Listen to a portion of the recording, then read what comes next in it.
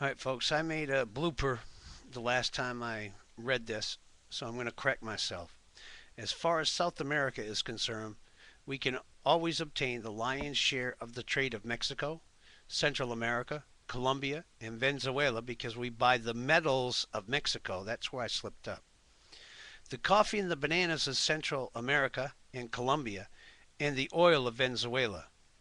Well, I have something to throw out there about bananas. Well, Ellen Dulles was in charge of the intelligence during World War II, and after World War II, Alan Dulles was made head of the CIA. His brother was affiliated with American Fruit Corporation. I don't know if he was the owner, president, or board of directors, one of those higher echelons.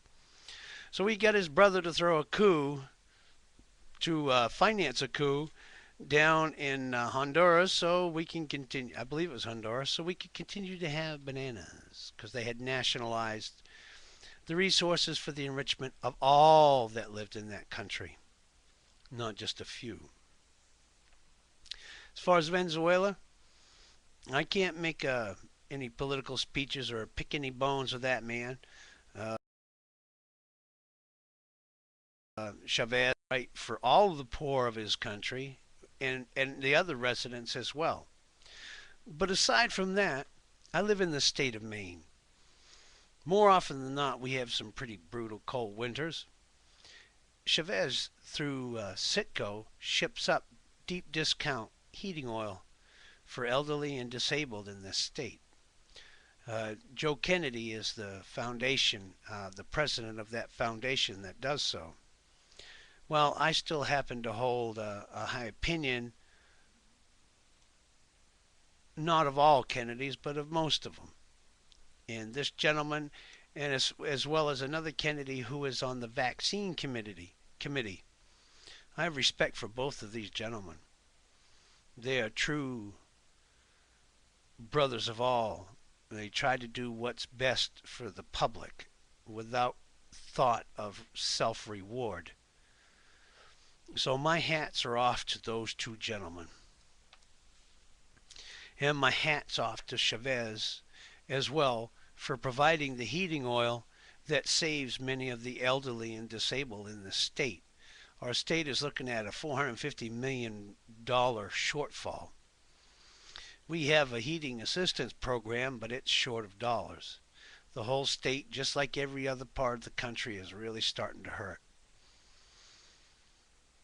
So I don't see the man who helps out the people that are in the most dire of needs as an enemy.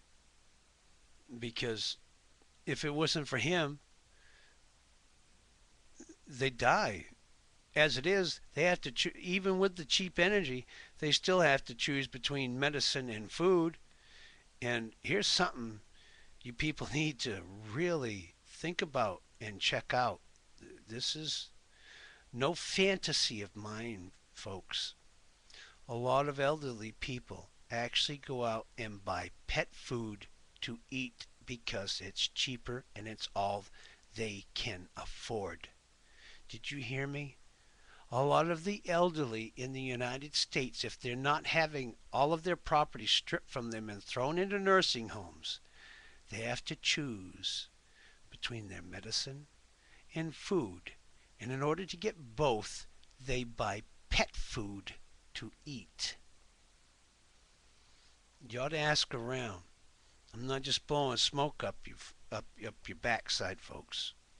This is how bad things have been and are continuing to degrade as we sit here and you're watching this video. All right, so anyway, I just wanted to correct that one part and put a little bit of insight into what's going on right now. All right, we'll get our share of foreign trade. No man can foretell the future, but as long as we have products South America can use, and above all, if they have products we can use, we will get our full share of the trade. Now, America, we've got machinists still in this country who know how to do it old school, who can, with just blocks of raw material, create an engine lathe. They can, after they've got the engine like that, they can build their own calipers.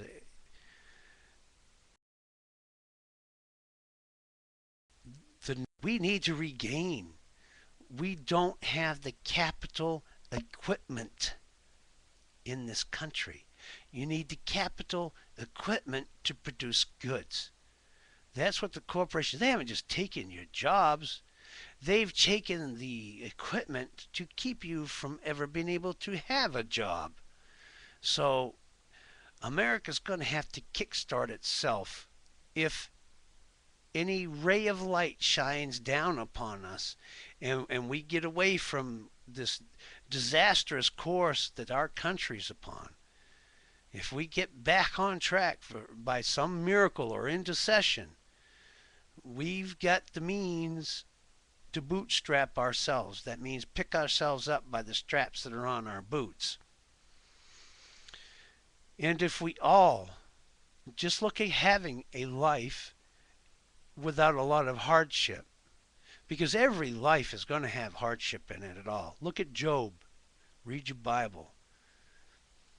But if we can just be satisfied with what we need in life to get by, why shouldn't we do that? Why should we always try to get ahead at the expense of others? You know, back in the 70s, I started driving a truck early, before the interstates were done. I was in one of the Teamster shutdowns. I was never a Teamster. I was an over-the-road long-haul driver, irregular route driver, as a matter of fact. I would never know where I was going to be going the next trip. And yes, I believe the labor people had a basis because of the exploitation of the workers. But I also believe that labor can overstep its bounds as far as demands from the company. Now, if you're a business, see, I've had a business before, but I never had to go this route that these corporations that own our country now had to go.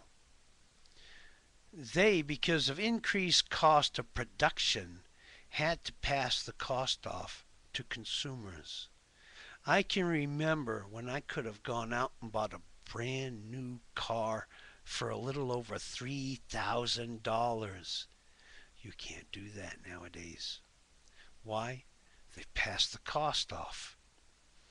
And most of our cars are from foreign nations because we can't compete economically because of the cost associated with production. That's why they wanted to put damn machines in instead of people.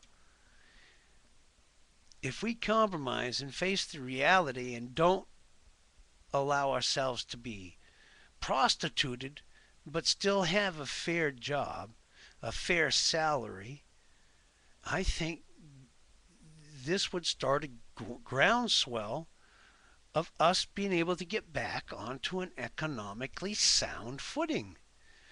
We can just do trade here in the United States to begin with. And if we do develop proprietary technology or goods and you want to sell it overseas, I'd recommend you make it so nobody can reverse engineer it. So if they open it up, there's going to be some sulfuric acid or something else that's going to eat the circuitry up before they even have a chance to figure out what it is. There's ways to protect your intellectual property as well as your technological property. I'm sorry I didn't get into this next section of General Wood's speech. I will this coming one. Please forgive me. So I'll add that this one is not just General Wood, but me. Thank you for your forbearance. I hope some of this sinks into some people. It's our only hope.